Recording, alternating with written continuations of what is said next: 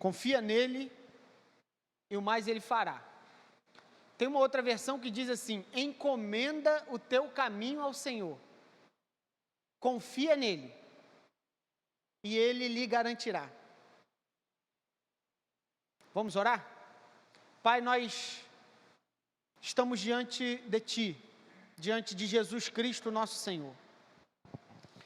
E com toda humildade, toda sinceridade, pedimos para que o Senhor nos ensine a Tua palavra.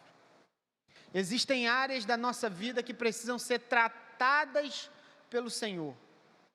E pedimos pela Tua misericórdia, por ser um Deus gracioso, faça, Pai, com que esse momento seja momento de tratamento em nossa vida. Alinha a nossa vida de acordo com a Tua vontade. Faz-nos entender o que Tu esperas de nossa vida, Pai. Assim nós estamos, pelo ambiente simples, num lugar simples, mas com uma profunda confiança de que o Teu Espírito Santo atuará, trazendo a mensagem aos nossos corações, de tratamento, de cura, de reconstrução, onde as nossas vidas sintam a Tua presença mais uma vez. Então fala conosco, Pai.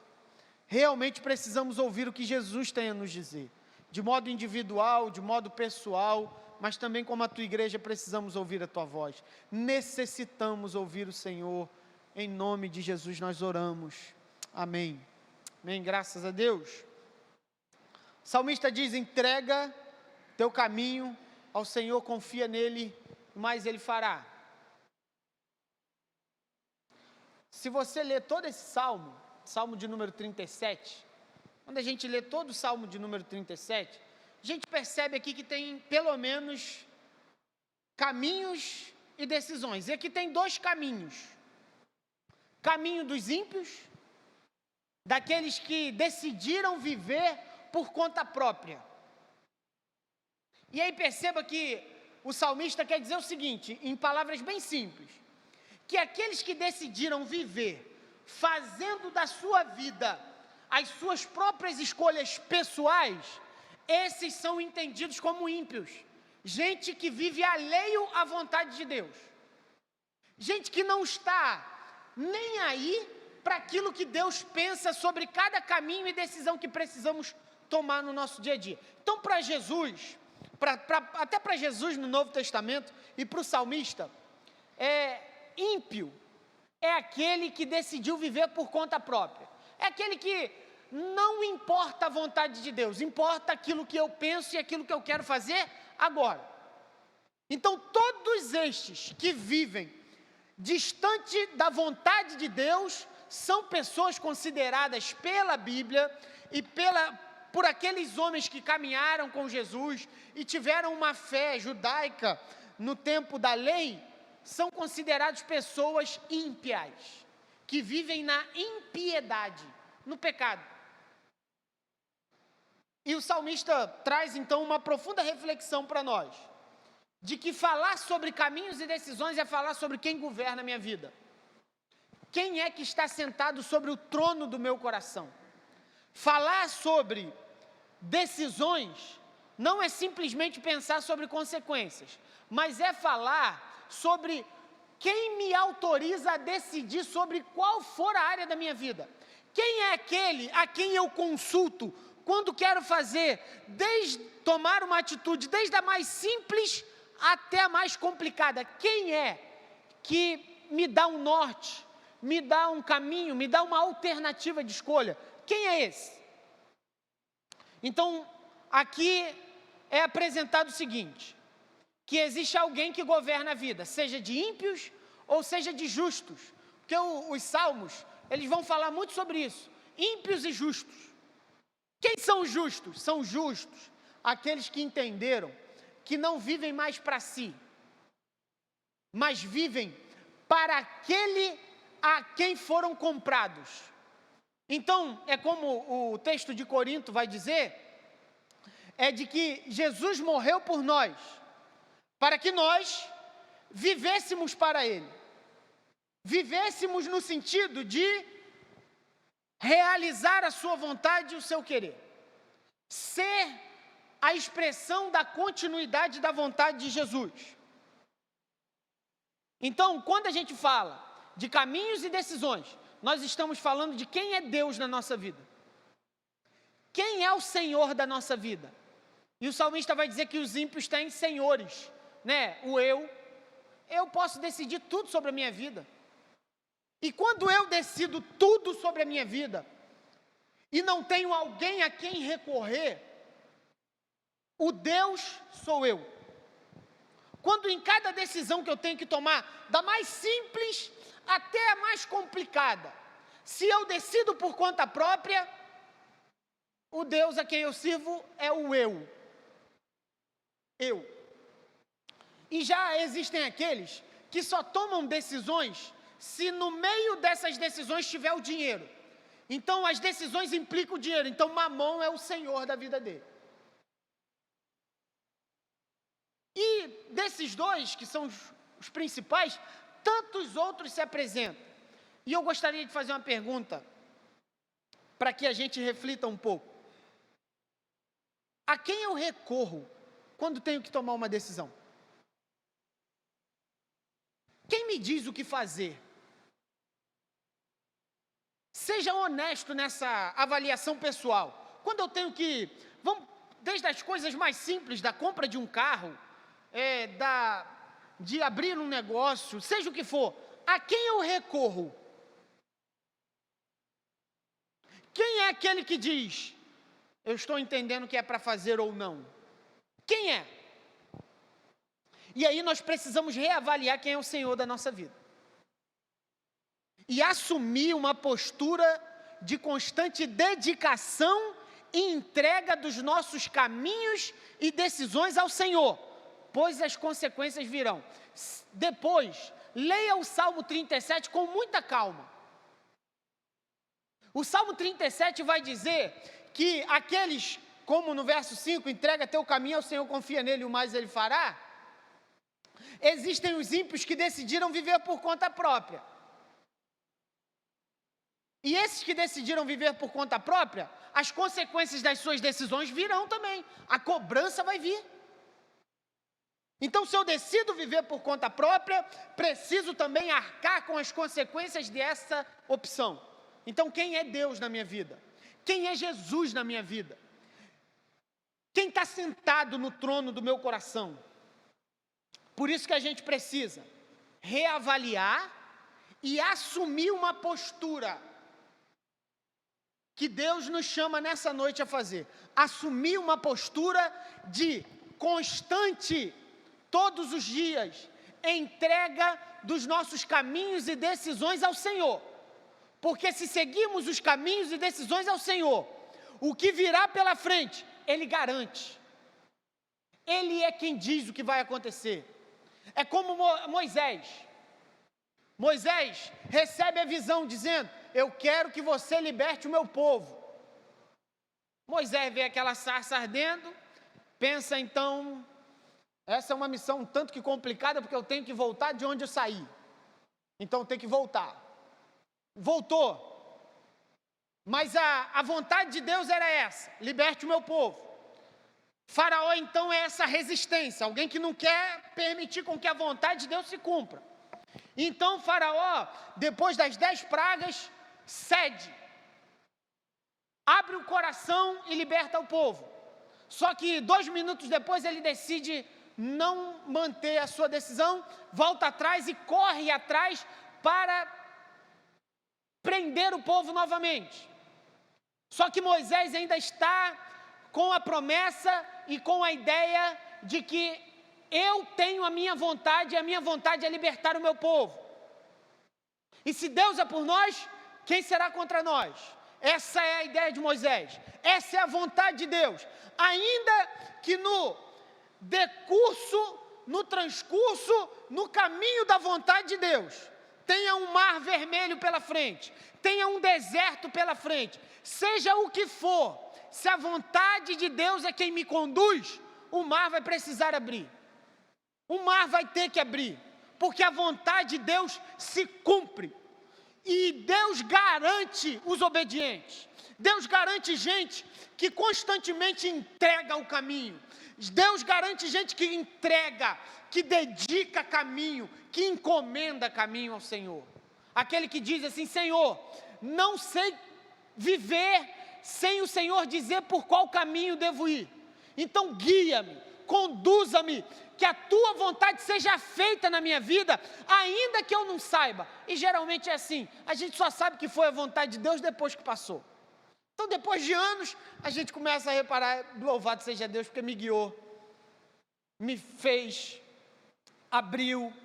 E como foi? Por quê? Porque se Deus mandou eu ir por esse caminho, ainda que seja difícil, milagres acontecem.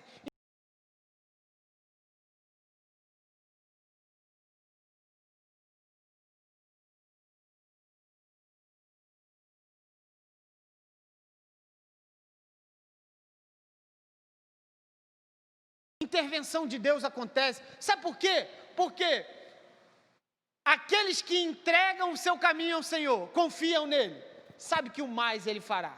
E o que ele tem a fazer é muito superior de tudo que pedimos ou pensamos, segundo o seu poder que opera em nós. Bendito seja Jesus por isso. Por isso que o salmista quer dizer: entrega, encomenda, né? Quando você encomenda uma comida, vamos falar sobre coisa boa. Encomenda uma comida, você diz lá: eu quero assim, assim, e você tem a expectativa de que aquilo ali venha de uma determinada forma. Você pediu para alguém fazer aquilo que naquele momento você não poderia fazer. Então parece que o salmista está com muita simplicidade querendo dizer isso. Entrega o teu caminho ao Senhor. Dedica esse caminho. Confia, descansa. Não basta só entregar e ficar preocupado por qual caminho Deus vai nos conduzir. Entrega e caminha sobre ele, confiando. E o mais ele vai garantir. Porque ele é o Deus da providência. Ele é o Deus de toda a graça. Ele é o Deus de toda a misericórdia. Ele é Jesus Cristo, nosso Senhor. Sabendo disso, a minha postura e a sua postura, como discípulos de Jesus, precisa ser essa: constante entrega e dedicação dos nossos caminhos ao Senhor. O salmista revela uma série de atitudes necessárias para aqueles que são considerados justos. Quer ver? Olha o que ele diz no verso 3. Confia no Senhor e faz o bem. Habita na terra e alimenta-te da verdade. Agrada-te do Senhor e Ele satisfará os desejos do teu coração. Salmo 37 é um salmo repleto dessas mensagens: né? Entrega, confia, faz o bem, herdará a terra. Sempre uma recomendação a obedecer, sabendo que essa obediência gera bênçãos na nossa caminhada, sabendo que essa obediência gera frutos, para que a gente caminhe bem e viva vida abundante segundo Jesus Cristo. Então, ele coloca tanto os justos, que são aqueles que dedicam o caminho ao Senhor, quanto os ímpios, que são aqueles que fazem opção por viver por conta própria. É aquele que faz tudo e não pergunta nada se Deus está, se é a vontade de Deus, e entra em qualquer negócio sem ao menos pensar qual seja a vontade de Deus para aquele momento. Os ímpios vivem de acordo com as suas próprias opções.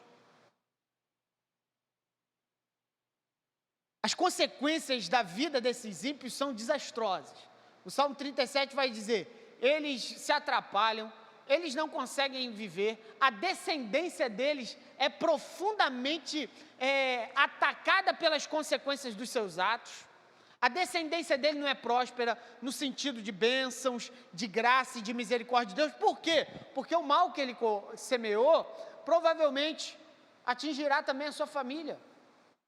Então, essas pessoas, que talvez seja eu, seja você, que vive na experiência da igreja, mas que não entendeu as implicações de dizer que Jesus é Senhor da nossa vida. Nós podemos estar no templo, podemos ler a Bíblia, podemos cantar hinos, só que as implicações de dizer que Jesus é Senhor da minha vida são grandes. E o que Ele exige daqueles que são seus servos, seus amigos, seus discípulos, é obediência, submissão e rendição à vontade e ao querer dEle. Então, os justos vivem de acordo com as opções de Deus para a sua vida. É Deus quem diz no que ele tem que entrar ou o que ele tem que sair. Deus é, para eles, o real Senhor. É aquele que diz, faça, não faça. Vá, não vá.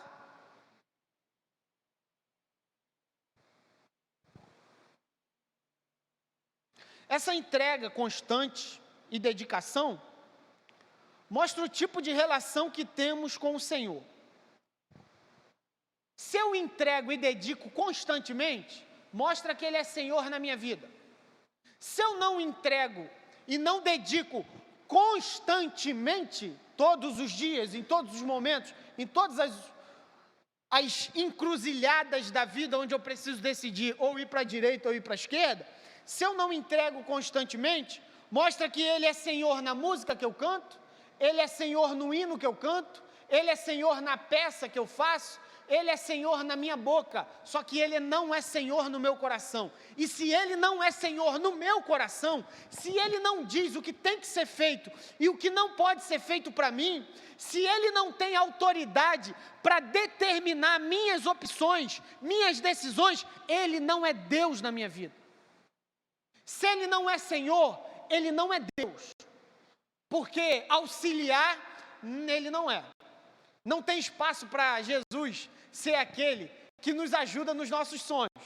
Eu tenho o sonho de fazer isso, então Jesus me ajude a construir aquele sonho. Jesus não é um auxiliar. Não dá. Porque Jesus não sustenta nenhum outro Senhor. Ele é único. Ele é absoluto. Quando Ele reina no coração, não tem espaço para outro. Ele assume controle. E Ele nos chama a essa consideração. Entrega teu caminho ao Senhor. Muitas vezes esse texto é só encarado para aqueles que ainda não conhecem a Jesus. Que não tiveram uma experiência de conversão, que não passaram por uma experiência, seja do que for. Que não estão na vivência da igreja. Mas esse texto aqui, o salmista escreve para o povo que confessava Yahvé, o Deus de Israel. E ele diz o povo, lembrando o povo, teu caminho ao Senhor. Confia. E o futuro, se você trilhar o caminho que Ele preparou para você, Ele garante cada passo.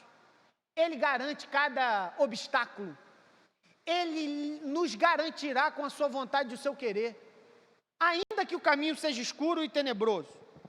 Porque Ele não é auxiliar. Ele não é aquele que me ajuda a manter um outro Senhor. Por isso que Jesus disse, não podemos servir a dois senhores. Ou iremos obedecer um e desobedecer o outro, ou iremos agradar um e desagradar o outro.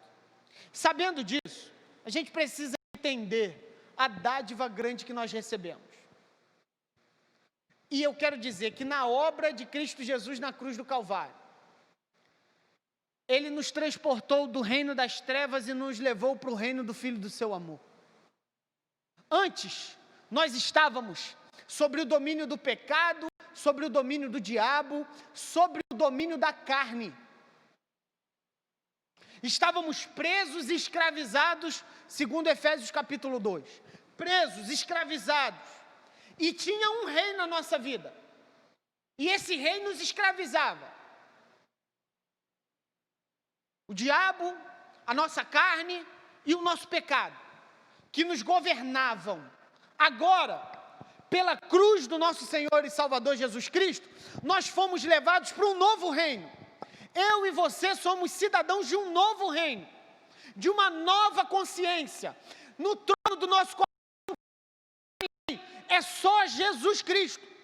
Ele é o nosso rei, Ele é o nosso Senhor, Ele é o nosso presidente, não tem espaço para mais ninguém. Quando ele senta num lugar, todos os outros deuses precisam ser destronados, porque ele assume controle. Ele é Senhor, ele é Deus na nossa vida. Mas nós não conseguiríamos entrar nesse reino. Para entrar nesse reino, tinha que pagar um preço. Para entrar nesse reino, para ter esse rei amável, esse rei que vem para a rua, esse rei que participa das nossas dores, esse rei que veio comer na nossa casa, esse rei que partilhou da mesa com a gente. Não é um rei que está longe, não é um rei que está distante, pelo contrário, é um rei que se parece conosco, é um rei que assumiu a nossa forma e voltou para o céu como um de nós, para nos representar, para mostrar que agora nós já estamos assentados nos lugares celestiais em Cristo Jesus. Por isso que ele diz, e nos assentou em lugares celestiais. Não é futuro, é presente, é agora. Foi na obra de Cristo Jesus. Ele nos tirou de um império e nos levou para o outro, por graça e por misericórdia. Então ele nos tira de um reino, nos leva para o reino do Filho do seu amor. Por isso que Colossenses 1:13 vai dizer que ele nos libertou do império das trevas e nos transportou para o reino do Filho do seu amor. Então, apenas nessa graça de saber que Pai, Filho e Espírito Santo nos tiraram de um reino de dor, de pecado, de destruição,